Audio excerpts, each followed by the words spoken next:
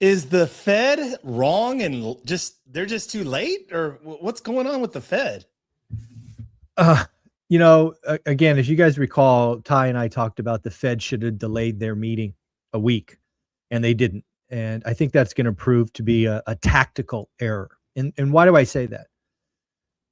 In the latest, the Fed meeting, they cut rates, and then they put out this dot plot, which is their opinion of what's going on, and their opinion matters, right? 18 members plus Powell 19, and it really shows where their head is at. And if you were to summarize the most recent dot plot, and you got to remember, I think it was 7 Fed presidents said no cuts in 26. Remember that, right? No Yep. cuts, 7 of them. Something like 7 of them didn't want to cut, this time. And it was all because of inflation. It was all because of inflation and, quote unquote, the job market is stable. Well, when they release the dot plot, that not only do they give the forecast for rates, but they also give the forecast for unemployment, they give their forecast for inflation, and they give their forecast for GDP. Well, in their latest dot plot, it shows that they are, frankly, spectacularly wrong. They are offsides. They are late. They look like idiots. The Fed over the last couple of years has been rightly so criticized, and you can't help but criticize them more, right? They're we'll get into the numbers because I want to go through each individually, but they're wrong on jobs and they're wrong on inflation, and they look like fools. They just don't look like they don't know what's going on, right? All these PhDs, all these economists looking at data and looking backwards, they're looking at, they're trying to drive a car at 100 miles an hour by only looking at the rear view mirror. And you eventually run off the road, crash spectacularly, and die in a fiery death. And it's just another sign that they are wrong. And yes, late. So I think your opening was spot on. You've been talking about this. You said that all along that, do they pause? Do they wait, delay the meeting? What do they do here? And of course, here they are, yeah, late and wrong. And we'll talk about it. This is for Friday, December the 19th, 2025. Can't believe, man, Christmas is just in a few days. Yeah. And man, the year's flown by. Let's get into it. So let's talk about jobs. What happened? What actually happened in the jobs market? What's your take? Yeah. So we got the jobs numbers, the delayed jobs numbers, and, it was kind of a messy number, right? So for October, it was like negative 104, 124,000, a big negative number, the 4th negative number in 6 months. So clearly a trend the wrong way. And then November, right, which is the most recent month, was a positive 64,000. The problem is, even Jerome Powell said, the BLS numbers are wrong. And they're probably wrong by about 60,000. If you remember when he was in front of a microphone, he said, hey, BLS has basically told us since April we've grown 40,000. I think we're more like negative 20. So that's a 60K swing. So even though the most recent month looks okay and 64K is okay, nobody should have faith in it. That number has been revised so often down, it's now comical. So, you could take solace in the 64. I wouldn't. It'll be a number substantially lower next month, when the first revision comes in. So, the jobs market is, again, the Fed's wrong. The jobs market is nowhere close to as solid as they think it is. Interesting. So again, job market, we talked a lot about that all last year. We talked a lot about it in the first of the year. Let's talk about unemployment, the unemployment rate. What actually happened? Well, this is the first, dot plot that just makes the Fed look wrong, out of date, out of touch, late. In their dot plot, they gave a forecast for unemployment for 2025, 2026, and 2027. And they have it peaking at 4.5. That's the highest that it was supposed to go. And all of them agreed. What happened on Tuesday? 4.6. Last time I checked, 4.6 is above 4.5. And again, this is why the Fed should have waited. They could have had this number ahead of time and prepared us or said, hey, yeah, we know it'll peak at 4.6. Now what do? right? These PhDs are telling us that 4.5 was supposed to be the highest, and the first report we get after the dot plot is above that. Seems like they're wrong and out of touch. Again, they don't understand what's going on, right? And again, the participation rate is going up, which is one of the reasons that drives unemployment. And again, it's predictable. We've talked about it. It could be the sole reason that unemployment grows up. We've talked about it. And they just don't get it. They're wrong again. It should be embarrassing. Yeah. Wow. Again, talk about late, talk about missing. Yeah, I mean, that's for sure. That's for sure. Being late and missing for sure. Inflation. Let's talk. I think that might have been some of the good news this week, right? At least inflation. What happened with inflation? Well, again, kind of good news for most of us and bad news for the Fed. Yeah. Right. The Fed, had again in their dot plot told us that inflation. Now, I will give them one little grace, but it's going to prove to be futile. They forecast PCE inflation. And we got CPI inflation. Right. So technically a different measure, but the trend is clear. So they had been forecasting that PCE inflation would be at like 3% and going higher, like 3.1, right? That's why the 7 people didn't want to cut, because they were all like, inflation's a problem. It's going the wrong direction. We can't cut. That's what they're telling us. And CPI comes out. Both headline and core are down 0.3 and 0.4. Yeah. Headline went from 3 to 2.7, and core was supposed to be like 3.1, went to 2.6. Yeah. And again, why is that important? Again, they've been telling us that inflation's going the opposite direction. It's not. And they told us it was going higher. It's not. It's going substantially lower. So again, why is this important? Because the Fed's telling us they have to be restrictive because inflation's taking off. Inflation's the concern. Well, again, if you would have waited a week, you wouldn't look so stupid and wrong and be on the wrong side of this. So again, it just goes to show that the Fed doesn't know what's going on. Inflation is getting remarkably better, and the job market is going the wrong direction. So at this point, we should be asking ourselves about 2026. Like, is a January cut on the table? Probably too soon. But you got to think March, right? If we get a couple more data points that are both jobs getting worse and inflation getting better, they're going to have to start cutting and cutting quick, right? This whole like, again, if they were going to do the dot plots again this week, I would bet $1,000 that there would not be 7 people that said no cuts in 26. It was a week later, guys. They could have easily said, hey, we got some important data coming. We don't want to, we're driving the economy. We don't want to F it up. Let's wait a week. They could have done that very easily, and they didn't. And I think it was a tactical error. It just makes them look so out of touch and wrong. And it's just a bad look.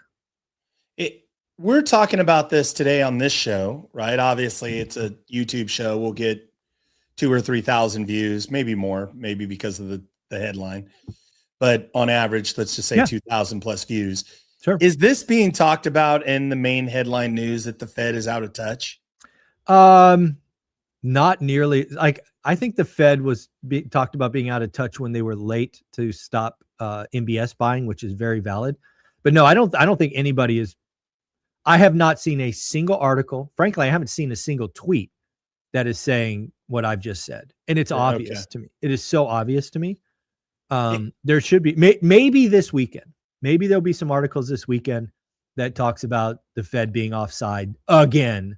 I mean, just think about it. If you they're worse than Weatherman. I mean, geez, it's crazy. Yeah. And really it's a system that's broken. It's not necessarily the players and the actors, but it's just that the way that they've been doing business, kind of doing business as usual in the process, that somebody needs to raise their hand and say, hey, no, wait a minute. We need to delay this meeting a week, or we need more data. It's all on Powell. Powell, okay. I mean, I don't know how the Fed works in the inner meeting, but as a senior leader like I was, I believe I would have had the power to say, guys, we're not meeting on the 12th. We're going to meet on the 19th. I don't know what the days are. I'm just saying, like, even if the next meeting would have had to be virtual, it would have been better. Yeah. I mean, again, because these Fed guys are busy. Maybe they couldn't have. Maybe their schedules are booked. Screw that. We'll do a Zoom. All right. We'll do whatever. I mean, it's just it was a tactical error, and I Okay. hoped, that's an interesting point I hadn't thought about. I hope there's some articles this weekend just talking about how, how bad they look already. It's just wild to think about. Okay. Let's keep going in the show notes. So retail sales, what happened? What's your take with retail generally? Where are we in this economy cycle with retail sales? Yeah, retail sales was interesting because if you look at the headline number, it was flat, meaning zero, no growth. But if you go ex autos, it was actually up 0.4. And autos is interesting because, right, again, we had some rush to buy earlier in the year called pull forward because of tariffs. Also, we have some tax incentives next year, that go into effect January 1st. I think it's write off on U.S. made cars, something like that, the interest payments. So, this is just a blip. So when I looked at retail sales headline, I was surprised. I was like, oh shit, maybe the consumer is broke. But then I go X autos up 0.4. That's pretty healthy. And I think there's a reason that explains autos being down, right? Tariff pull forward makes total sense. Oh, by the way, delay till January so you can write off US made cars. I think that explains, why autos are down. Okay. It's autos that really, okay, that makes sense. And then let's talk about existing home sales. Yeah, I'm going to start taking a victory lap here. But first, the numbers. So existing home sales went up again. They were 4.11, a little lower than expected, but up nonetheless. And why am I going to take a victory lap? Wall Street Journal and Bloomberg, both this morning, pointed out that existing home sales have been up 3 months in a row. So if you do the math, November, October, September, what was the bottom? August, baby. Yeah. I got so much heat from people for calling the August transaction bottom. And at this point, nailed it. Yeah. Nailed it. Yep. Yeah, totally. It's interesting. I presented to a group this week and there was a chart from Keeping Current Matters. Mm-hmm. And I believe the chart was from MBA, the Mortgage Bankers Association. I'll send the chart. I'll text it to you. Cool. But it's interesting that it showed the chart and it was month by month and it shows the surge. Not the surge, but it shows it picks up in September. Yep. It picks up in October, November, and it supported everything you just said. And in the presentation, I said, Michael Zuber nailed it. The bottom of the market was in fact August, as he called. So yeah, folks, pay attention. Yes. No. And again, why is this important? Because again, recall, I'm not calling for some blowout V-shaped recovery. I've never said that. In fact, I think it's going to be a slow grind. But if you're in real estate, you're in mortgage, you've had a tough 3 years. Yep. It's been tough. And if you're still surviving and still cranking and still, getting through it, it's going to get better from here. And, by the spring selling season, you should be just cleaning up because again, what I'm telling you is the pie is getting bigger, but never forget there are 60% less people eating. Yeah. It's going to be fun. The quiet quitters. There's even people that still may pay their dues, but they're not actually, they've quit psychologically. They're not really doing the work. So no, spot on. Let's keep going in the show notes and then we'll kind of wrap up, talk about opportunity. So consumer sentiment, what is it and where are we this week? Yeah, consumer sentiment is, it's horrible. It's horrible, right? And it's below expectations. In fact, according to Rick Santelli, CNBC, so credit him. I don't have this data, but he has it. Mm-hmm. The forward expectations, or no, current expectations. Yeah, because they break down the survey into different chunks and then they give you the big number. Current conditions came in at a lifetime low. Lifetime. And according to Rick, he's got data all the way back to 1970. So that's like a long time. Came in a lifetime low of 50.4. And again, what the number is means nothing to you and I. It's where is it on the scale? Where is it with the median? And where is it here? It's at an all-time low. So again, consumer sentiment is all-time low. But I go back to my conversation, I think it was 2 weeks ago. I am really starting to seriously not pay attention to consumer sentiment. Right? This was a number that, I have an econ degree. I've been studying it for 30 years. It was one of those leading indicators that when it flipped one way or the other, I would pay attention and look for other data points. But I think it's becoming irrelevant. I have not seen a correlation between consumer sentiment and consumer activity. The best example of consumer activity is retail sales. Another activity is existing home sales, right? You're not going to buy, several $100,000 house if you're afraid, right? And again, we have seen existing home sales. Just look at my victory lap, up since August. Now, they're not up a lot, but they're up, right? So again, more consumers are participating. Retail sales, again, if you X autos, up 0.4. That's a decent number month on month. Black Friday sales, all that up. So I'm social media, the doom loop, all of that is warping people's sentiment. And I don't know about you, but who the hell is taking these surveys? I mean, geez, I don't know. They're very doomy. And I don't know. I mean, if consumer sentiment doesn't start to correlate with actuals, I may stop looking at it. But again, I'm still there. A lifetime low of 50.4 current conditions is eye-opening. It could be the straw that breaks the camel's back. I don't know. I will stay alert, but I'm not all freaked out like I probably would have been 5 years ago. Right? If we printed this 50.4 number in 2019, I would have been like on recession watch. But you don't have a recession when there's more home sales and more retail sales. And yeah, I don't know. It's just, it's an ugly number. You can't say anything about it, but I'm just not sure it matters. Yeah, it's interesting. I wonder too, does the magnitude of social media and, the algorithms and that, the doom loops and all of that probably really pulls a lot of people, even, unrelated to reality, but just a lot of fear out there in the economy and a lot of fear for, the average person, I'm guessing, if you pay attention to the average news. Is that part of this, do you think? If you step back to even when you and I were kids, right, in the 80s and 90s, there was a statement that always said, if it bleeds, it leads. Yeah. Right. So I think it's always been that way. We're just now in a world with algorithms and, I don't think people have woken up that they're consuming poison. Yeah. And that poison distorts their view. Yeah. So, I guess it's always been that way. It's just now we walk around with a device in our that's pocket. like just freaking poisoning your brain. Yeah. Crazy. Pretty crazy. So let's wrap up. Let's talk about opportunity. I want to also just throw a couple of things at you as we talk about opportunity, kind of maybe put a little button on 2025, talk about going forward. Here we are, the last week and a half of 26 or going into 26. Yeah. Haven't heard a word about tariffs. Maybe I'm missing something, but is tariffs.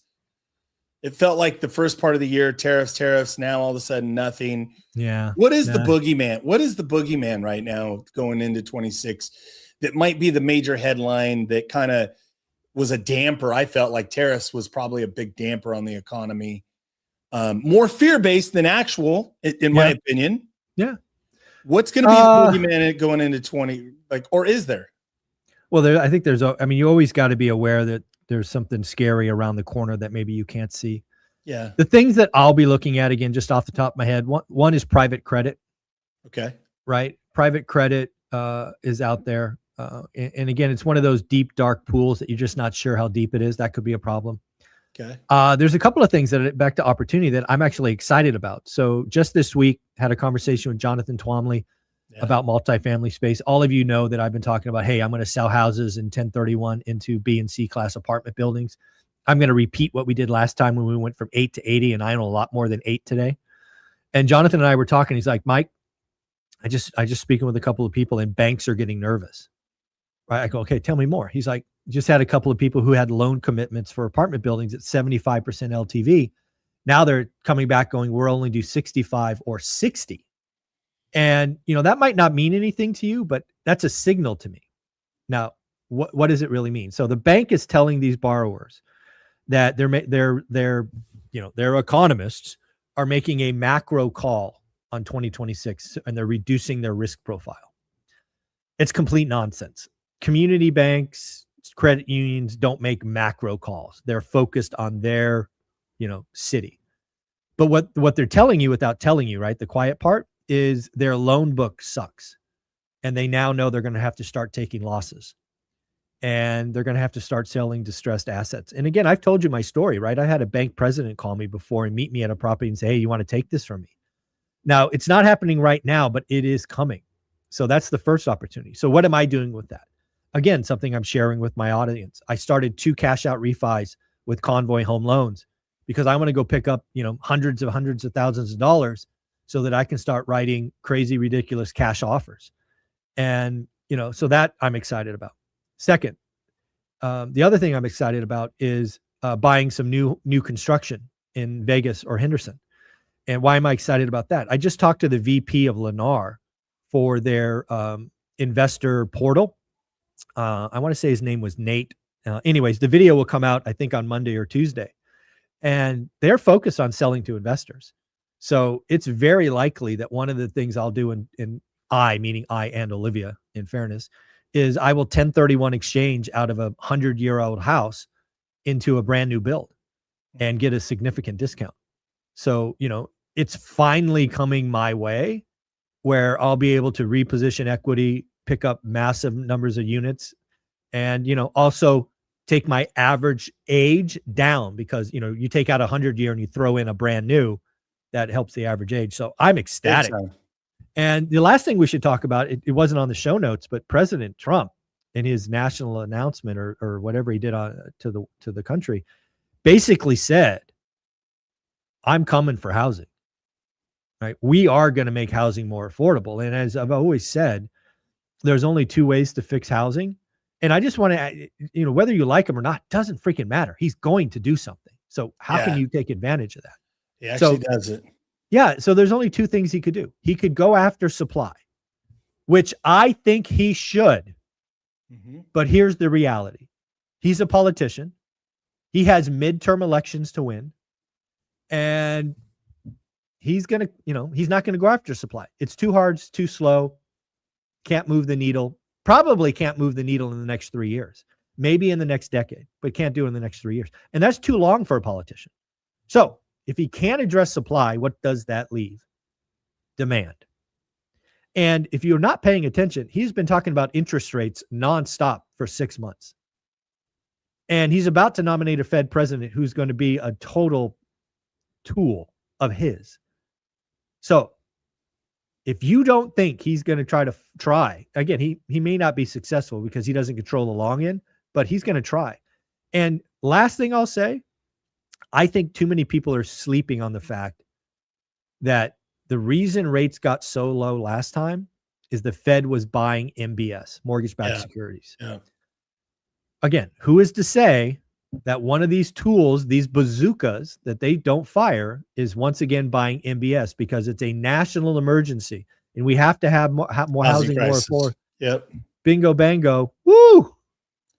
Yeah. What the buyback. Yeah. The buyback, that's the thing that really drops it to the floor. So wild.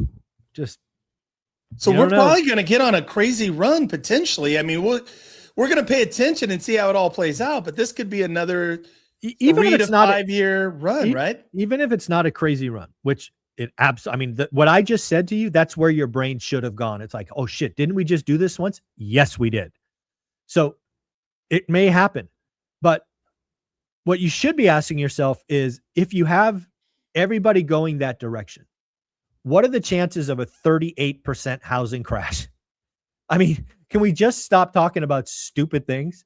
Yeah, and the nonsensical. I mean, like you got all these people pushing this way, and you've got Newsweek talking about a 38% housing crash. Are you not paying attention to the real world? Do you have PTSD or something? It's crazy. Anyway, I love it, man. What a great job. I know you got to go. You got the 8 o'clock hard out. So let's do this. Talk about school. Also, are there still tickets for the event? Where are you at on event sales? Yeah. So school, again, guys, everybody needs to join school. We got 500 amazing wealth builders going the same way, accountability groups, education. Just put in the Get Your Money Right course. Yeah.